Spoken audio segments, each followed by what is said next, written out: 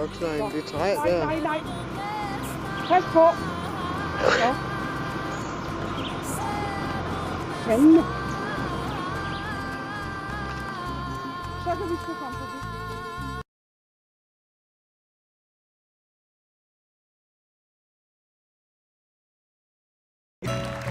Okay. I just got back from Cuba. I'm certainly not an expert on Cuba.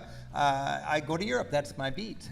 But I just thought this is such an opportunity for Americans now to be able to travel in Cuba. And I like to go places that are a little bit confusing, that people are kind of wondering, what can we do? What's safe? What's legal? All this kind of thing. It is such an opportunity now to go to Cuba. And I just want to share with you as a neighbor and as a fellow traveler what I learned. When you go to Cuba, the big question is, how do you go legally? You can go completely legal through an educational tour from the United States, but I wanted to kind of push the limits here and really see how is the embargo being enforced when it comes to American travelers.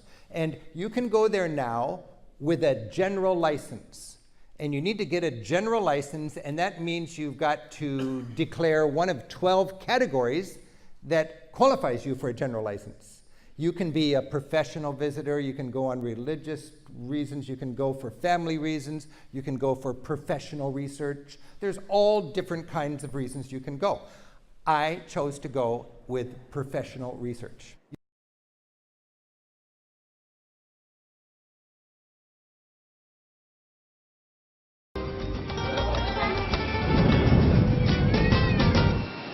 Forget all the mystery and controversy about Americans traveling to Havana. My first big shock after stepping off that chartered jet from Miami is how welcoming Havana seems. No Cuban army guards with guns at the gate, just a plain little building. No monument to Fidel Castro anywhere either. This could almost be a small rural airport in America until you step outside. This is all new to us. Lots of very anxious, very happy Cubans everywhere, their eyes searching for arriving family members, sometimes greeting relatives they've never met before. Family after family is out waiting with signs, cheering when people arrive from mostly the United States to come to Cuba or come back to Cuba to see the people they love. It's just everywhere you see, it's almost like it's a party here. And as I said before, I've never seen anything quite like it. And right on cue, Cuba's classic car show begins. As people roll up to the curb to pick up the cousins in their shiniest vintage gas-guzzling American sedans from the 1950s. Just like you'd expect. Think it's a cliche? Think it's impossible for that many 60-year-old heaps to look like they are headed out to the sock hop to still be out there? Well, wait till you're out on the road heading into the city. They are everywhere.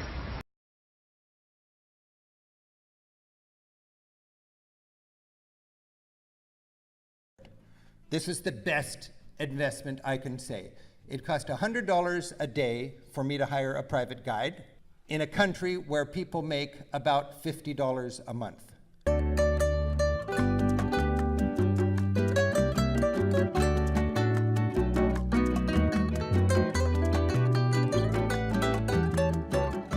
Havana is the capital and dominant city of Cuba. 2 million people, 500 years old, lots of fascinating neighborhoods. It's easy to pick up local information, it's easy to read your guidebooks, it's easy to hop in a cab, put those sites in a row, and check them off. Havana is well worth 5 days. It just keeps you busy. You got this romantic Malecon, the breakwater and waves crashing over it. You've got the harbor channel that is a narrow spit of water that is protected with cannons from the fortress here, and Havana on the other side. And this little spit of water takes you to a very easy to defend basin, which is the harbor. The way I understand it, this was the great harbor of the Caribbean. Twice a year, all the European trading ships would gather here in the harbor and then would go over in a safety in numbers convoy to be free from the pirates to go over to Europe with all their goods from the Caribbean. And Havana was a big deal. This is a 500-year-old city with a great history and lots to see. Havana has many different neighborhoods, and frankly, it's kind of confusing. It's a big, sprawling city, and I didn't have much bearing on anything, and after a couple of days, you really get comfortable, but you need to do your studying in advance. Havana Vieja is the very dolled up, very touristy, very front door, very relatively expensive and almost kind of garish, is that the word, tourism. In a land of such egalitarianism and such relative poverty, here you got people spending a fortune, and you got all the mojitos and all the music and all the clubs and all the beautiful newly cobbled plazas and pedestrian lanes. For an American traveler, for a European traveler, this is the comfortable quarter. This is where most people understandably hang out. I would say enjoy it, but remember, it can be mesmerizing to the point where you don't reach out and get into reality. There is lots to see and do in Cuba.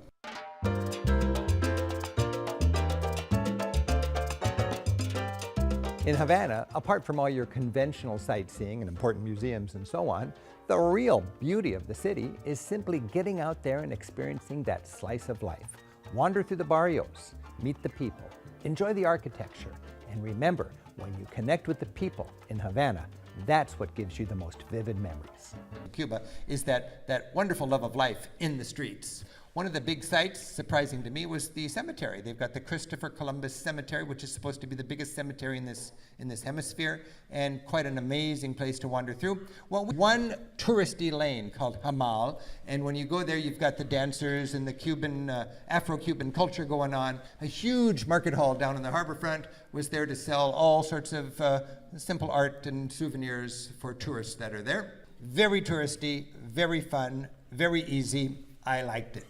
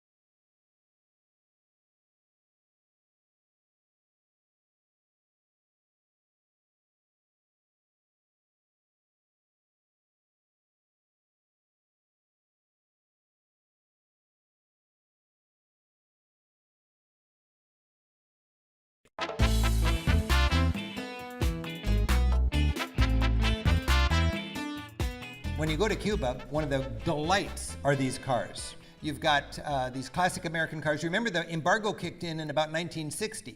So there's no cars from the United States brought in after that. It's just a time warp. And anybody who's got one of these cars now dolls it up and they rent it out to tourists.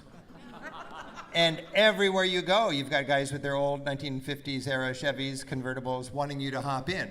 I got to play the little horns that do, do, do, do, do, and everything is just jerry-rigged so it still works, and the roads are full of potholes, and none of the cars have their original engines. They're all very proud of their cars. But time and time again, we would just flag down a car, hop in, and the guy in the car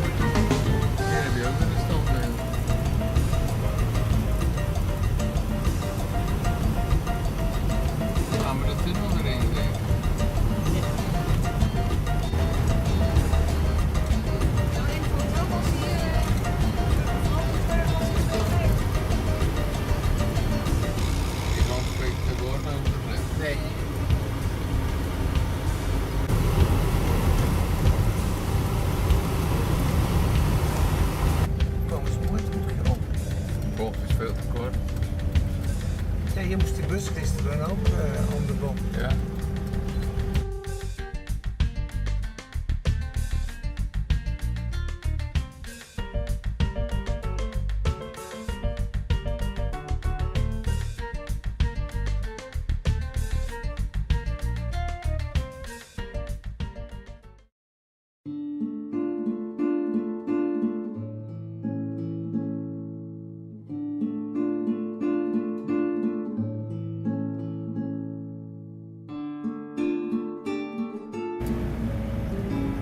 Hier wordt geplaneerd s'avonds.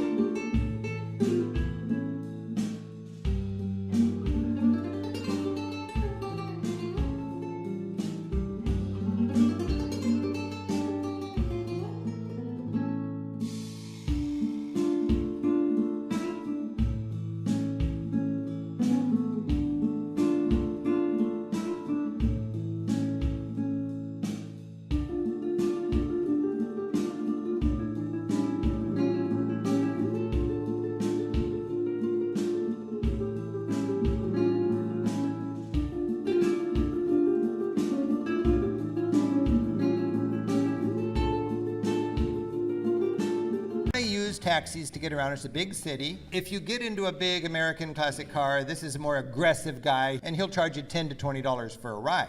Not cheap. You can bargain a little bit, but he knows that we're rich and we'll pay for this because we're in Cuba for 2 days and we want to ride in these great cars.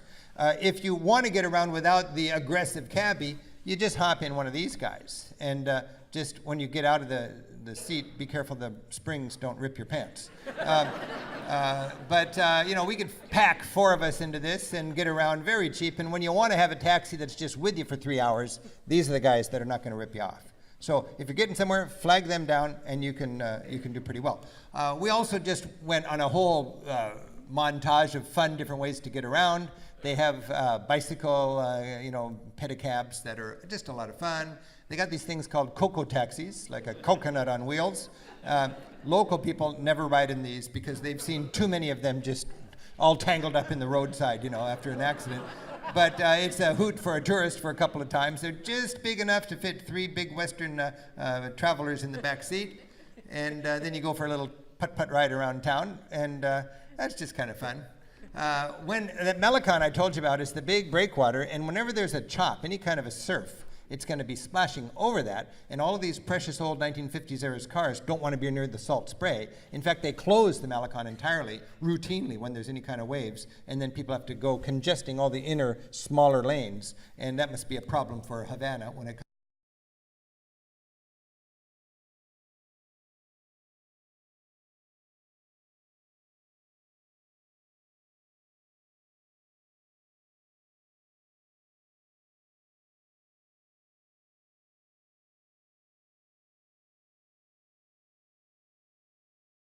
comes to traffic. A big part of visiting Cuba is checking out its revolutionary heritage. Fidel Castro and his revolutionaries came over on a little boat in 1956. By 1960, he was with 1 million people in the square declaring Cuba is free, Cuba Libre. There's lots of sites that give you that Castro take on that exciting time. I'm fascinated by the whole revolutionary story. And when you go to Havana, you'll be able to go to the great museum that talks about the revolution. And here you get the whole thing from Fidel's perspective. Remember, it's not a free society, it's a dictatorship. And when you go to the museum, everything is going to be twisted with that narrative. And I enjoy that. I mean, we have our narrative. I mean, if you go to Pearl Harbor, you're certainly going to get an American narrative. And we just got to be honest about that. I want to stress, you need to know a little bit about the sweep of the history to understand all of this in the right context. And like any Latin American country, Cuba had a 500-year relationship with Europe in a colonial kind of way. And in the 20th century, before Castro, you had Batista, and you had this dictatorship, very friendly to American interests and big corporations owning much of the economy of the country. And of course, that meant the peasantry was kept down, and that was the people that Fidel wanted to rile up.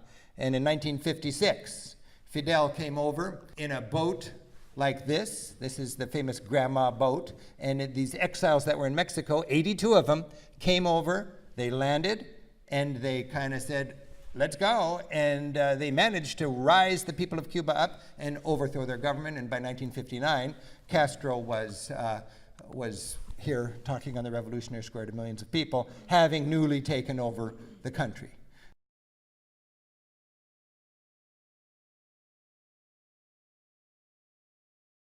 That's what we did on this trip, and with their help, we visited a healthcare clinic, we learned about the Afro-Cuban religions, and we checked out an organic farm. A very aggressive approach to healthcare in Cuba, and for us to be able to talk to a doctor who happily earns $30 or $40 or $50 a month and is part of the system and loves it.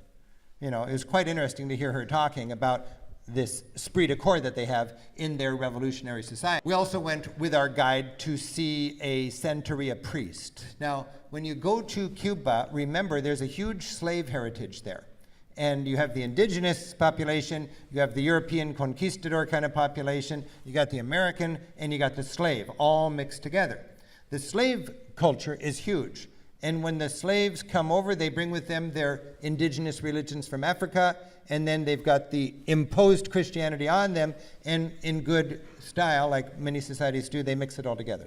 And what you got today, Santeria, that's just one of many Afro-Cuban religions that have dimensions of Christianity and lots of their African slave culture religion.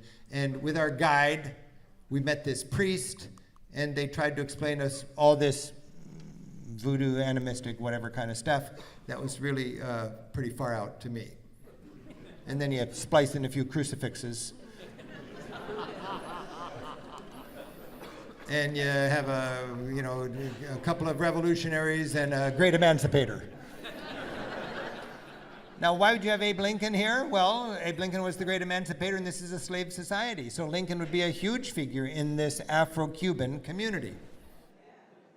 The rum was like $3 for a good bottle and $5 for a great bottle, you know.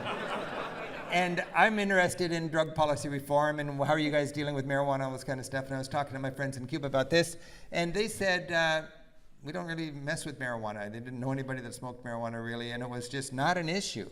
And first of all, they live in a police state, and you know it's illegal, so it's really pretty serious if you're going to do something flat out illegal like that. Secondly, they think of marijuana as a solitary thing that people do just to like get in their own zone, and they're much more mi casa, su casa, you know, communal. Let's get together and drink some rum. They see rum as a social mixer, and the marijuana as something that keeps you apart. And they said, we got the best rum in the world and it's dirt cheap, so why would we mess with pot, you see? So that's just, everybody I talked to, that was their drug of choice, is rum. And anytime you saw a party, there was just a bottle of rum. It's a $3 bottle of rum, and that's what passes around, and that makes a party. The Cuba Libre, the rum with the Coca-Cola, I've had a lot of Cuba Libres. I've never had such a good Cuba Libre as when I was in Cuba. Great rum, and I'm not a chemist about this, but the Coca-Cola apparently is made in Mexico, which uses cane sugar instead of our kind of sugar. And there is quite a striking difference. So when you go to Cuba, it'll cost you $2, but you can get a great Cuba Libre. So percent of the population works for the state, and they're paid with something that's called the peso cubano, also known as the CUP or COUP. And the CUP really can't be used for very much. You can pay your electricity or telephone bill, you can go to a baseball game or buy some vegetables at the local market.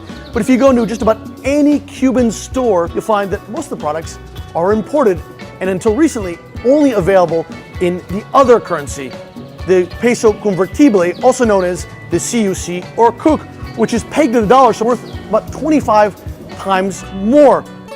As far as changing money goes, and just your rudiments of eating and sleeping, first of all, when you go to Cuba, there are two currencies. There's the popular peso and the convertible peso. Be really careful, because if somebody was unscrupulous, they could pay you with popular pesos, which are worth 1/24th of a convertible peso. Now, local people live on the popular peso. Tourists, I'm not proud of the way I just completely lived on the tourist strata there. I mean, a real backpacker would have been right there with the local pesos, but I didn't have any occasion to use local pesos on our trip, you know, we just, the convertible peso is about 1-to-1. Here you'd have the cover charge, and it's 15 CUP popular pesos, Cuban pesos, and 1 CUC for the tourists, you see? Now remember, there's 24 popular pesos in 1 CUC, so they're actually charging double the tourists there, aren't they? Which is, it's $1, so you don't worry about it. But it's just an interesting kind of thing. You've got these two levels of economy and two different strata of population. Don't try to spend your dollars. Nobody wants your dollars. It's not good for anybody to have dollars there. They just have to change it anyways. You should change your dollars into local pesos. You do that at any fancy restaurant or any fancy hotel or at any exchange desk, and it's very straightforward. I would remind you that because of the embargo, up until now, our credit cards don't work. Bring crisp new bills if you can, 20s and 50s, and bring more than you think you'll need, because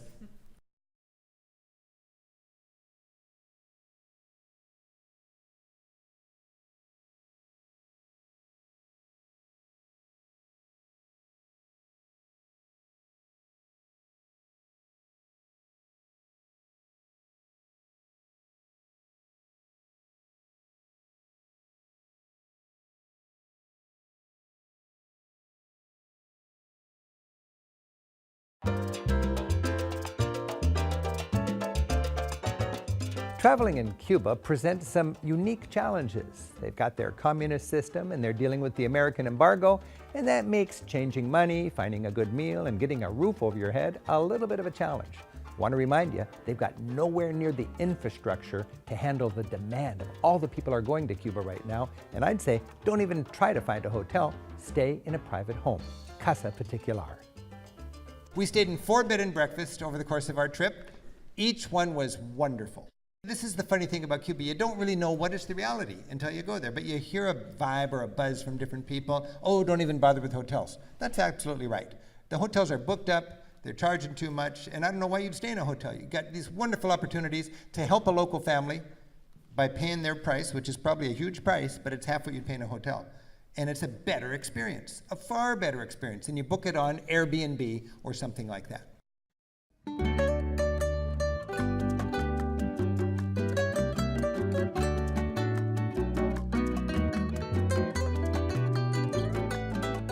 Of course, you could spend months exploring Cuba, but I had 10 days and I'm happy with the way we spent them. Half of that time in Havana, the big capital city, and the rest of that time in the countryside, going over to Viñales to ride a horse through tobacco country, and then checking out Trinidad, the most delightful little 500-year-old colonial town.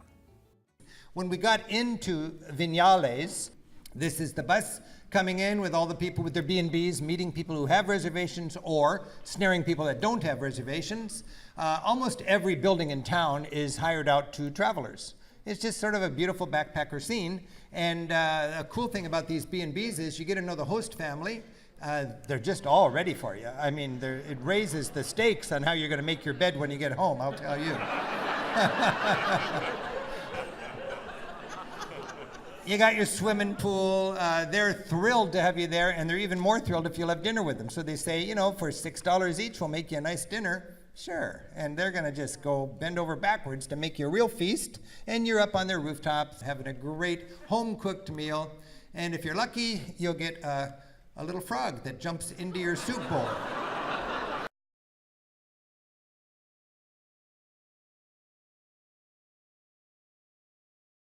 Deal in Viñales, the big deal is to watch the sunset. And everybody gets in a classic car and they go up to this Batista era resort on the ridge. And it was interesting to me because I'm accustomed to watching the sun go down, but here I didn't even see the sun go down. Everybody looks at the valley and watches the light change on the valley, which is quite nice. And most tourists like us, we're going to be heading out on a horse ride through the valley the next day. This is a wonderful place to have a mojito and just enjoy the cool of the evening and imagine how fun it's going to be to explore that valley the next day where the very best cigars in the world are made. This is the tobacco country in Cuba.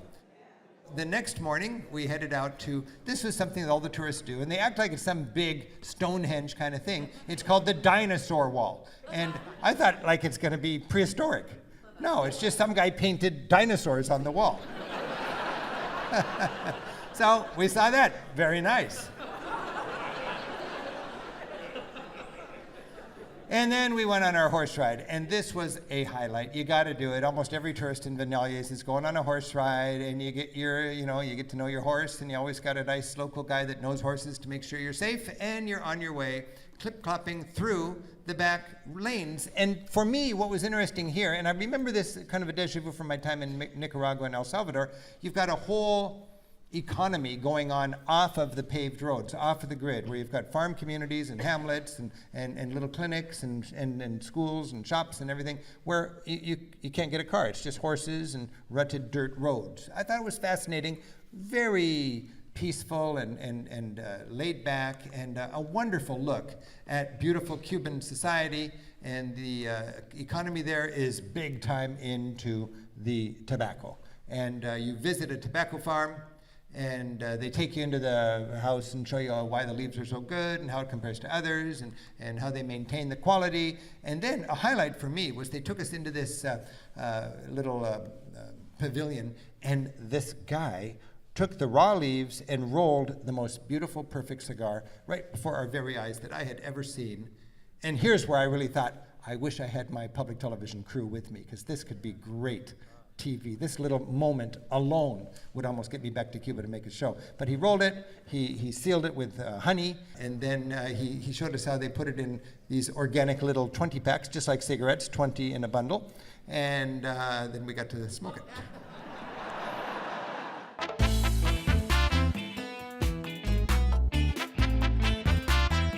In the other direction, we hired a car and we went across country to Trinidad. We got to Trinidad. It's a 500-year-old town with a great, beautiful colonial heritage, a lot of history, a humble town, two-story town with a big church on the main square, and that's about the town right there. It was very hot while we were there, even in the middle of winter. It was, deep into the 80s, and and also muggy. I remember going to the bus station and just just interested in the whole tourism thing opening up. You know, they had a rope actually here to keep the hustlers away from the people that they're getting off their bus. So you'd at least get off the bus and get situated, and then you walk out there and everybody's trying to take you somewhere or sell you something or get you on a horse ride or whatever. Charming tourist-oriented cafes and restaurants in this town. Every house seemed to have a big living room like this with a room available sign on it. Casa Particolare, renting rooms. And we stayed in this place, got to know the family, a wonderful place, beautiful food, wonderful fresh squeezed juice all the time, friendly welcome every time we came in. And upstairs they had built it where everybody had their own beautiful little room with a rooftop view. Again, we got to know the family and their dog, and it just was a beautiful, intimate experience that you wouldn't get when you stay in a hotel. You pay $100 to go to the Tropicana. This is free. You buy a $2 mojito from any bar and you just enjoy the music right on that square. Every night, live music on the square in Trinidad. The guidebooks are really important. There are good guidebooks. We had Right Up to Date Moon and Right Up to Date Lonely Planet, and I'll tell you, even the most up-to-date guidebook doesn't know what's going on because it's changing so fast. You need it, but you got to cut it some slack because it's always changing. And I would not want to be a guidebook writer in Cuba because I like to be able to put something in a guidebook and know that it's going to work for my traveler the next year. In Cuba, it's just, you know, it might work and it might not. It's just that way. You just got to be loose. In Trinidad, I needed to change money. He said there's 4 places where you can change money. I thought, good. I've got a reasonable chance that one of them will be open today with money. I mean, they may be open without money, they may be closed today, they may, you know, be open tomorrow or yesterday, but there was 1 out of the 4 that I could actually change money. So remember, you can't rely on a place. If it says in the guidebook it's open until 6 and it's just one of them, forget it, it's dangerous. You've got to get there right now because you need a backup. No ads on the billboards, none. I guess with no real free enterprise and no big business or industry that's not controlled by the communist government, there's no need. Mile after mile, any large sign or even mural painted on a wall either honors the revolution of 1959, immortalizes Fidel Castro, Che Guevara, Jose Marti, and other Cuban heroes, or, for a change of pace, some signs brag about some government program. In fact, Cubans still hear and see a lot about how wonderful the revolution was and how great they have it now. And you might almost believe it.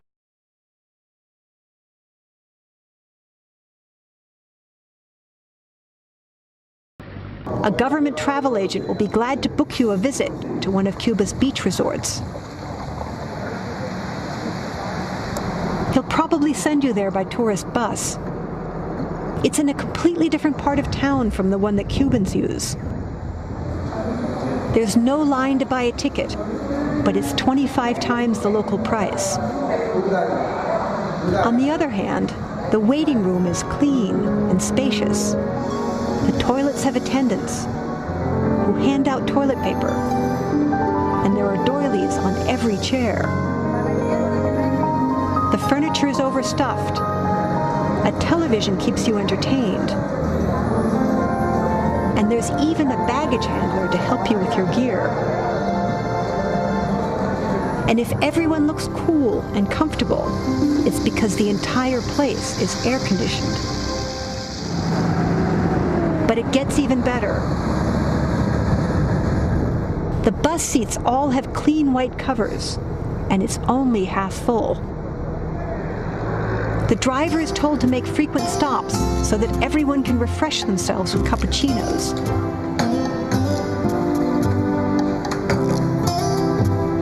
Or a bottle of water that costs more than the bartender earns all day. And then it's back on board, so you can get a glimpse of the Cuban countryside before you arrive at your resort, where you will enter a completely different world. There's no traffic, the cars are modern, and the sidewalks are extraordinarily clean. The police are everywhere, not to harass you, but to make sure everything's okay. You can shop for Western brands, and then dine on beef or lobster, which only foreigners are allowed to eat. You can also rent your own scooter, unless you happen to look Cuban. Locals are not welcome in resorts like Varadero.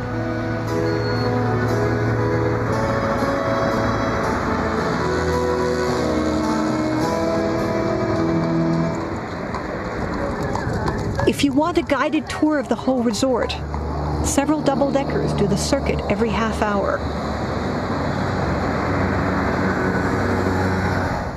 The only thing you probably won't see on board are Cubans. They're forbidden to use tourist forms of transportation, so they catch whatever ride they can. Truth be told, there's not all that much to do in Varadero, except get sunburned and shop for trinkets in the many tourist stores. Cuba's resorts are the quintessential tropical paradise, deliberately designed to keep tourists in and Cubans out. Until recently, Cubans were forbidden to stay at any of these places. Although the government badly needed those tourist dollars, it didn't want foreign ideas contaminating the local population. Cubans are now allowed to rent a room, though few can afford the $300 nightly fee.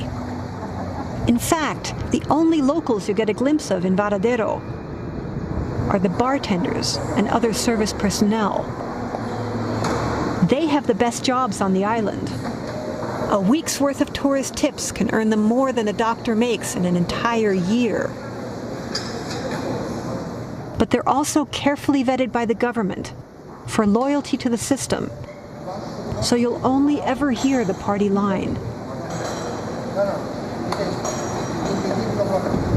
But there's another way to see Cuba, though the Cuban government won't approve. You can hitchhike and take local buses. Stay in private homes and eat at local stalls. It's not nearly as comfortable or relaxing, but you'll get to meet a lot of Cubans. And that's worth almost anything.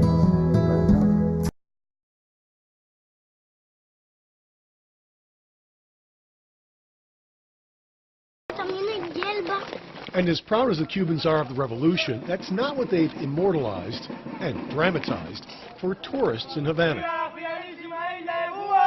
Instead, there's still this nightly ritual that actually goes back centuries at the Fort of the Three Kings, Morro Castle.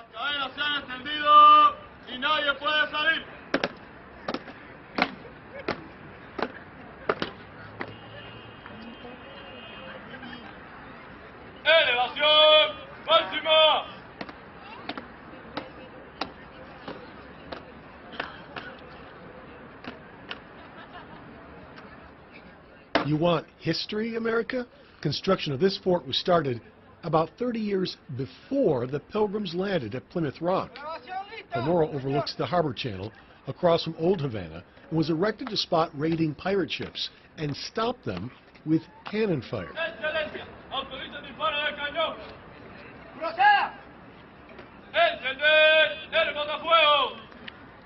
But the cannons didn't end up being enough to stop the British Empire. Young Cuban men now in costume put the show on every night at the fortress. Morro fell to the British in the Battle of Havana in 1762. And even though Spain got the fort back a year later, the actors wear 18th century British uniforms during the long ceremonial firing of the cannon. It is the most elaborate display of military might, if you want to call it that, you're likely to see in Havana, and the show isn't even really about a battle.